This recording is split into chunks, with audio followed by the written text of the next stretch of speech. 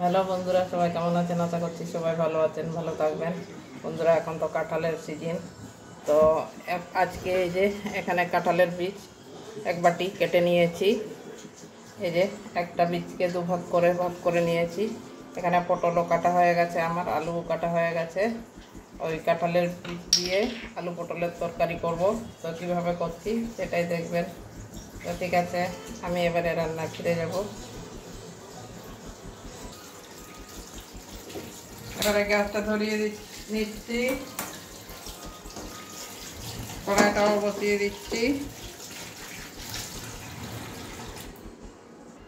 কড়াইয়ে তেল ঢেলে নিচ্ছি, সরষের তেল। তেল গরম হয়ে গেছে, এবারে পটলটা ভেজে নেবো আগে।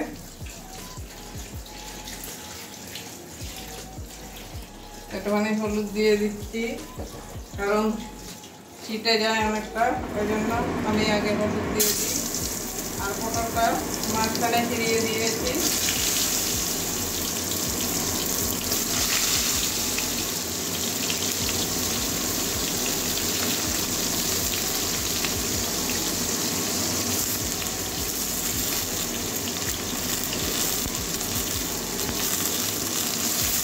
পটলের কাঁচা গন্ধ যাওয়া পর্যন্ত ভাজবো।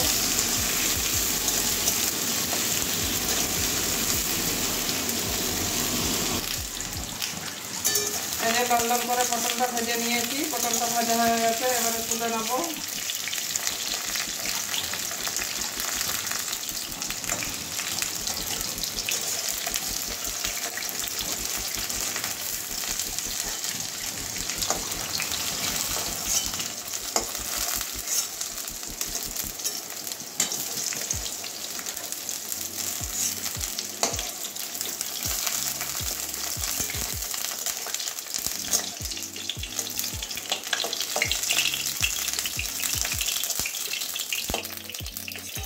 ওই তেলের মধ্যে আলু ভেজে নেব।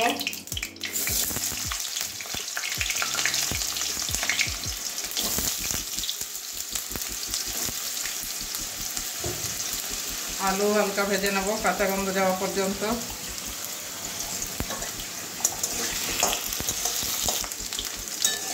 আলুটাও ভাজা হয়ে গেছে, খুব বেশি ভাজছি না, হালকা করেই ভেজে নিলাম আলুটাও তুলে নেব।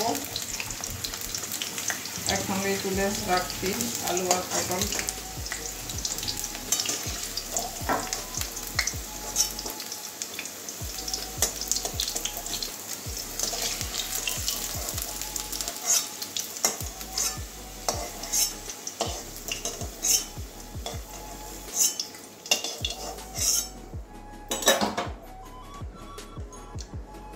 এবারে আর একটু তেল ঢেলে নেব কড়াইয়ে।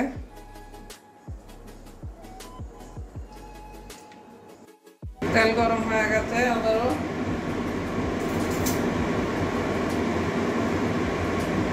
ফোড়নে গোটা জিরে দিয়ে দিচ্ছি 1/2 চামচ।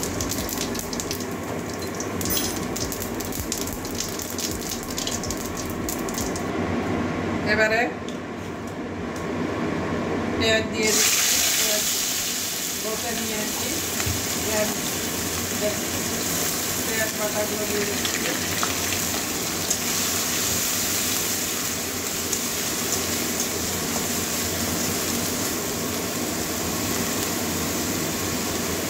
কতগুলো কাঁচা লঙ্কা মাঝখানে চিরিয়ে দিয়েছি, এবার দিয়ে দেবো।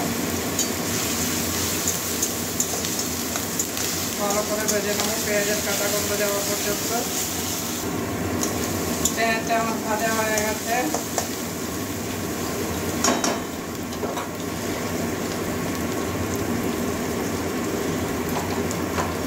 এবারে আদা রসুনের পেস্টটা দিয়ে দেবো, 1 চামচের একটু বেশি দিয়ে দিলাম। এটাও কাঁচা গন্ধ যাওয়া পর্যন্ত ভাজবো।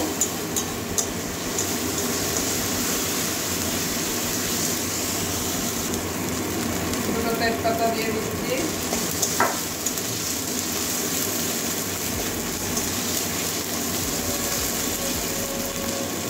আদা রসুনের কাঁচা গন্ধ চলে গেছে, এবারে বাকি মশলাগুলো সব দিয়ে দেবো।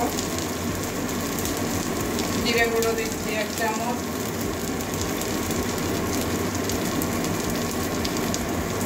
ধনে গুঁড়ো দিচ্ছি 1 চামচ,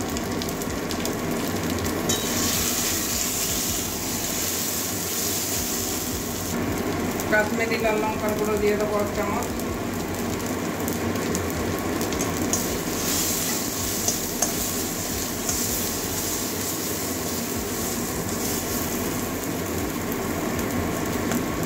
হলুদ দিয়ে দিচ্ছি প্রয়োজন মতো,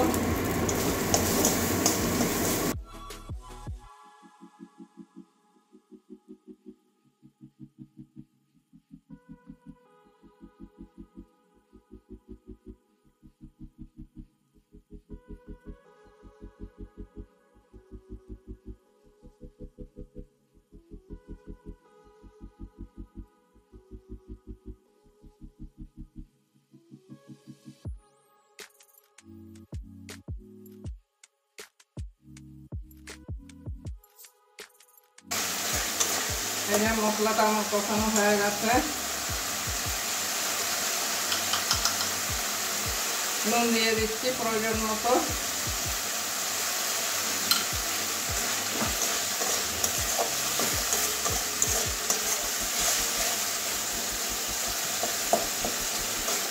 এবারে এই যে কাঁঠালের বীজটা কেটে ধুয়ে নিয়েছি, এবারে দিয়ে দেবো, কষিয়ে নেবো। এটা কাঁচাই আছে, আমি কাঁচা কাঁঠালের বীজ দিচ্ছি, এবারে মশলার সঙ্গে এটা ভালো করে কষিয়ে নেবো।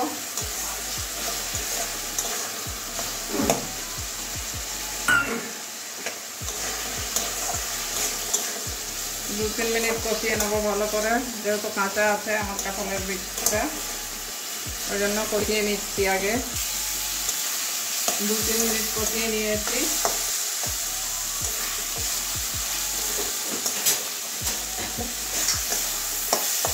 এবারে আলু পটলও দিয়ে দিচ্ছি,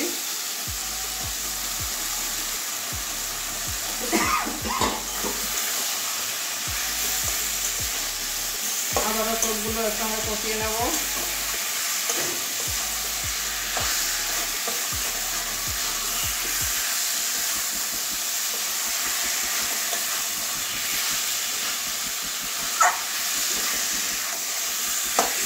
ভালো করে একসঙ্গে কষিয়ে নিচ্ছি,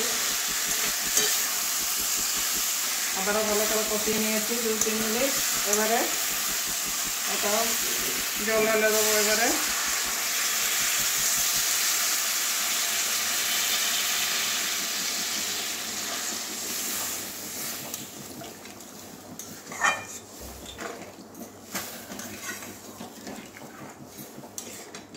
কাঁঠালের বীজ তো অনেকে অনেক রকম করে খায়, কাঁঠালের বীজ দিয়ে ডালও রান্না করা যায়।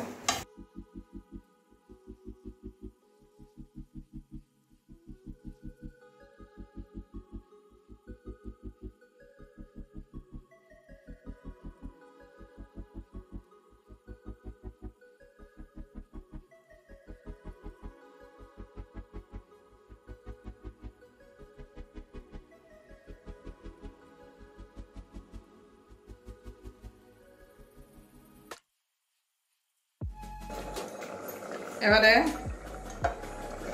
6-7 মিনিট পরে আবার চলে এসেছি, ঢাকনা খুলছি।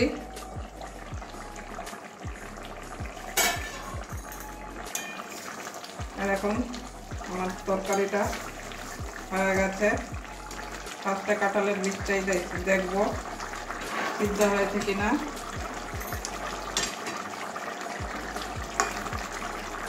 ছোট জিনিস তো বোঝা যাচ্ছে না, এই দেখুন একদম সিদ্ধ হয়ে গেছে, এই যে সিদ্ধ হয়ে গেছে, ভেঙে যাচ্ছে। এই যে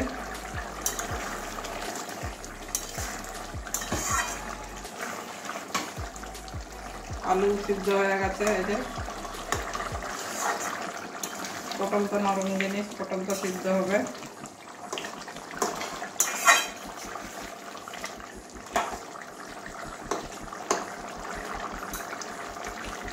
গন্ধটা খুব সুন্দর বেরিয়েছে। এবারে একটু গরম মশলা দিয়ে দেবো,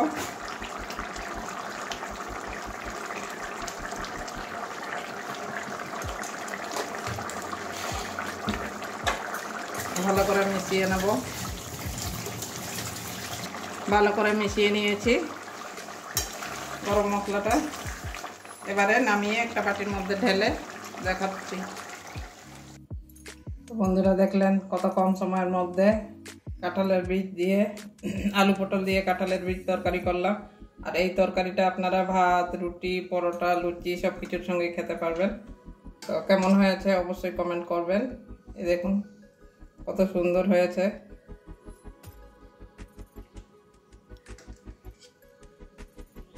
এভাবে একদিন বাড়িতে তরকারি করে খেয়ে দেখবেন। আশা করছি ভালো লাগবে। রুটি, পরোটা সব কিছুর সঙ্গেই খেতে পারবেন, ভাতের সঙ্গেও খেতে পারবেন। এই দেখুন নরম হয়ে গেছে একদম। এই যে ভেঙে যাচ্ছে, হাত দিয়ে একটা দেখাচ্ছি, এই যে একদম নরম হয়ে গেছে। তো কেমন হয়েছে অবশ্যই কমেন্ট করবেন। ভালো লাগলে লাইক করবেন, চ্যানেলে নতুন হলে সাবস্ক্রাইব করে নেবেন। বন্ধুরা আপনারা যদি পাশে না থাকেন আমরা কি করব। তো কত কষ্ট করে রান্না করে দেখাই আপনাদেরকে। তো প্লিজ আপনারা একটু পাশে থাকবেন, কমসে কম লাইকটা তো দিয়ে দেবেন। তো ঠিক আছে বন্ধুরা, কষ্ট লাগে আমাদের যখন ভিডিও ছাড়ি তারপরে অপেক্ষা করে থাকি আপনারা কখন লাইক দিচ্ছেন, কতজন দেখলেন, এইসব অপেক্ষায় থাকি। তো যখন লাইক দেন তখন তো খুবই ভালো লাগে, যখন দেন না তখন তো আমাদের খুবই খারাপ লাগে। তাহলেও কি করব, যখন শুরু করেছি তো আমাদেরকে তো চালিয়ে যেতে হবে। তো যাই হোক, বেশি বলে ফেললাম হয়তো। তো যাই হোক, লাইক দেওয়ার জন্য পয়সা লাগে না, সাবস্ক্রাইব করার জন্য পয়সা লাগে না। তো দয়া করে একটু করে দেবেন। ঠিক আছে, আজকের জন্য এটুকুনই। আর আপনারা অবশ্যই বাড়িতে এইভাবে রান্না করে খেয়ে দেখবেন, তারপরে কমেন্ট করবেন। একটু খেয়ে দেখতে হবে কেমন হয়েছে। ঠিক আছে, সবাই ভালো থাকবেন।